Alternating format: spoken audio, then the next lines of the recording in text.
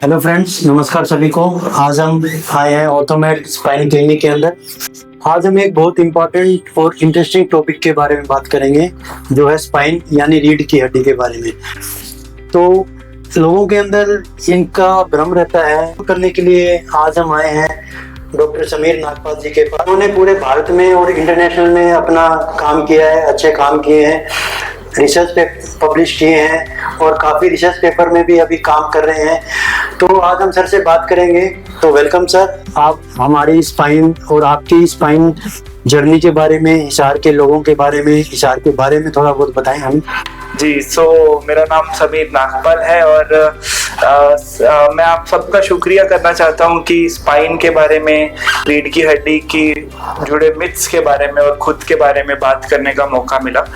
तो मेरी spine surgery की जर्नी की शुरुआत लगभग 10 से 12 साल पहले हुई, जब मैं एक MBBS स्टूडेंट था।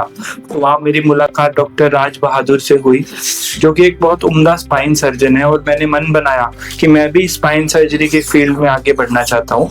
उसके बाद MS ऑर्थोपेडिक्स और association of spine surgeon of India से एक फेलोशिप मुझे ऑफर हुई एक एंट्रेंस टेस्ट के थ्रू, जो कि एक काफ़ी रेप्यूटेड कॉलेज है, एक इंस्टीट्यूट है स्पाइन का, संचेती हॉस्पिटल।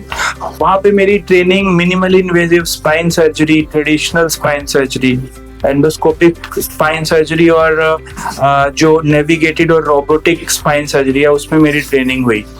तो वहाँ पे ट्रेनिंग पूरी करने के बाद मेरा मन था कि मैं अपने होम स्टेट यानी कि हरियाणा में और पंजाब में अपना जो भी मैंने सीखा है हुनर और जो स्किल्स है, मैं इन लोगों की सहायता करना चाहता हूँ और जीवन अच्छा बनाना चाहता हूँ। सर, यहाँ के लोगों का क्या है कि अपना इलाज शुरू तो कर देते हैं, MRI करवा लेते हैं। MRI में ना अलग अलग डायग्नोज आ जाते हैं, जैसे अपना हो गया डिस्क ब्लज हो गया, ठीक है, फिर हो गया प्रोलैप्स, फिर कैनल स्टेनोसिस। ये अलग अलग लोग ये चीज़ देखकर फिर घबरा जाते हैं। इनके बारे में बताइए, क्या चीज़ है डिस्क, रीढ़ की हड्डी, थोड़ा इनके बारे में बताइए। जी, मैं आपको ये बिल्कुल मैं बोलूँगा कि बहुत कॉमन क्वेरी रहती है पेशेंट्स की, और MRIs में कुछ ऐसी टर्म्स होती हैं जिससे हम कंफ्यूज हो जाते हैं कि मुझे हुआ क्या है। तो पहले तो मैं आपको ये बोलना चाहूँगा कि एक स्पाइन सर्जन MRI को ट्रीट नहीं करता है, वो पेशेंट को ट्रीट करता है। तो MRI की फाइंडिंग्स और पेशेंट के जो सिम्टम्स हैं, उनको कंबाइन करके एक पेशेंट के लिए ट्रीटमेंट बनाया जाता है, जो कि उस पेशेंट के लिए काम करेगा। एक ही ट्रीटमेंट सभी पेशेंट्स में काम नहीं करता है। तो मैं आपको स्पाइन के बेसिक स्ट्रक्चर के बारे में बताना चाहूँगा। तो स्पाइन लगभग 33 मनकों से यानी कि हड्डियों से बना है, और हर 2 मनकों के बीच में एक डिस्क रहती है, जिसको हम गद्दी भी कह सकते हैं। तो ये गद्दी शॉक एब्जॉर्बर की तरह और फ्लेक्सिबिलिटी ऑर्गन की तरह काम करती है। जब हम आगे झुकते हैं, पीछे होते हैं, तो ये डिस्क जो है आपको फ्लेक्सिबिलिटी प्रोवाइड करती है। तो नॉर्मल एजिंग के दौरान, तो जैसे हमारे जो बाल हैं जो सफेद हो जाते हैं, कुछ चेहरे पे थोड़ी झुर्रियां आ जाती हैं एज के अकॉर्डिंग, वैसे ही डिस्क भी एज होता है। धीरे धीरे डिस्क जो है, जो L4-5 और L5-S1 जो डिस्क है, वो डीजनरेट होना शुरू हो जाता है और डिस्क बल्ज देखने को मिल सकता है, जो कि कंप्लीटली हार्मलेस एक सिनेरियो है और जिसमें हमको डरने की जरूरत नहीं है।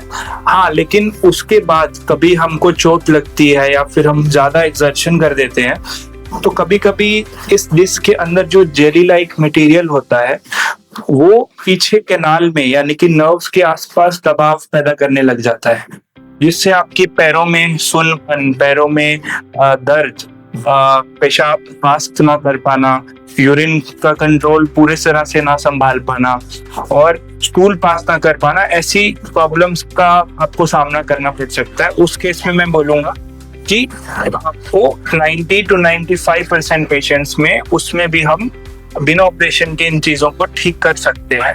लेकिन हाँ, जब आपके यूरिन में, आपके पैर में कमजोरी आ जाए, तो उसमें आपको 1 से 2% पेशेंट्स में सर्जरी करने का जरूरत पड़ता है। सर सर्जरी से एक क्वेश्चन आया है कि स्पाइन की सर्जरी के बाद लोगों का ये भ्रम रहता है कि हम नॉर्मल एक जीवन व्यतीत नहीं कर पाते हैं। ऐसा क्या है कि स्पाइन सर्जरी के बाद ऐसा क्या होता है, क्या ये लोगों का भ्रम है, इसके बारे में थोड़ा बताएं।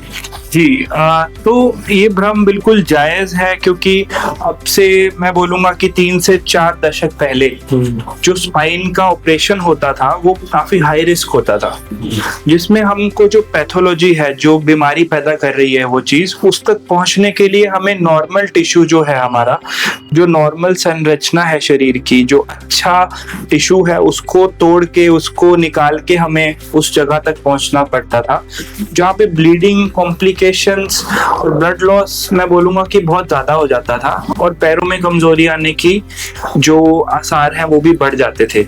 लेकिन आज जहाँ पे मैंने ट्रेनिंग किया है वहाँ पे 70 to 80% पेशेंट्स जो है वो एंडोस्कोपिक या फिर मिनिमली इन्वेजिव तरीके से किए जाते हैं, जहाँ पे टारगेटेड अप्रोच लिया जाता है और सिर्फ उसी जगह पे हम की होल करते हैं जहाँ पे वो पैथोलॉजी है, ताकि नॉर्मल टिश्यू को प्रॉब्लम ना आए और पेशेंट धीरे धीरे उससे आप अपने नॉर्मल जो प्री ऑपरेटिव जो लेवल था उसकी एक्टिविटी लेवल वहां पे जल्द से जल्द पहुंच पाए। तो ज्यादातर हम देखते हैं कि 90% पेशेंट्स लगभग 12 से 18 घंटे में ही अपना चलना शुरू कर देते हैं और नॉर्मल ड्राइविंग 10 दिन में और अपने काम पे 2 हफ्ते में जाना शुरू कर देते हैं। तो ये आज का स्पाइन सर्जरी है नई तकनीक से, जिसमें आपका रिकवरी बहुत फास्ट हो जाता है और ब्लीडिंग बहुत कम हो जाती है। जी सर, हमने सुना है कि आपने काफ़ी रिसर्च किया है, काफ़ी पब्लिकेशन किए हैं, तो थोड़ा एक बार रिसर्च के बारे में बताएं, क्या क्या रिसर्च आपके फील्ड में आपने की है। जी, रिसर्च की तरफ मेरा रुझान अपने पोस्ट ग्रेजुएशन के दौर से ही था, क्योंकि मुझे लगता है कि रिसर्च से ही हम आगे तकनीक को बढ़ा सकते हैं। तो मेरी कुछ इंटरनेशनल रिसर्च में शामिल है एंडोस्कोपिक स्पाइन सर्जरी, जिसमें गर्दन, पीठ और कमर के जो पैथोलॉजीज हैं, जो बीमारियां हैं, उसको हम एक बिल्कुल की होल से ठीक करते हैं और उसका रिजल्ट लगभग 200 से 300 पेशेंट्स में हमने ऑब्जर्व किया है, जो कि काफ़ी सुपीरियर है पुरानी टेक्निक से मुकाबले। और मेरी रिसर्च पीडियाट्रिक स्पाइन यानी कि बच्चों में जो टेढ़ापन होता है और ट्यूमर्स होते हैं कुछ, उसके लेके काफ़ी रिसर्च है मेरी, और इसी दिशा में मैं और रिसर्च करना चाहता हूँ और इस पे ही काम कर रहा हूँ।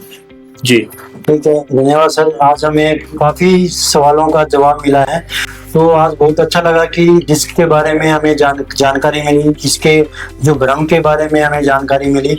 Thank you sir so much. आगे आप कैसा विश्वास रखते हैं कि पेशेंट्स हमारे पास इलाज के लिए आए, थोड़ा आप बताएं इसके बारे में। जी, मैं आप व्यूअर्स को बोलना चाहूँगा कि चूँकि स्पाइन पैथोलॉजीज बहुत वेरी करती हैं, बहुत प्लेथोरा है, नंबर ऑफ क्वेरीज होती हैं पेशेंट की, तो आज हम कुछ ही सवालों का जवाब दे पाए हैं। लेकिन हाँ, अगर आप कमेंट बॉक्स में कुछ अपने स्पेशल क्वेरीज डालना चाहते हैं, कुछ चाहते हैं कि किसी टॉपिक पे हम वीडियो बनाएं, तो बेशक हम नेक्स्ट एपिसोड में उन सवालों का जवाब दे पाएंगे। तब तक के लिए टेक केयर।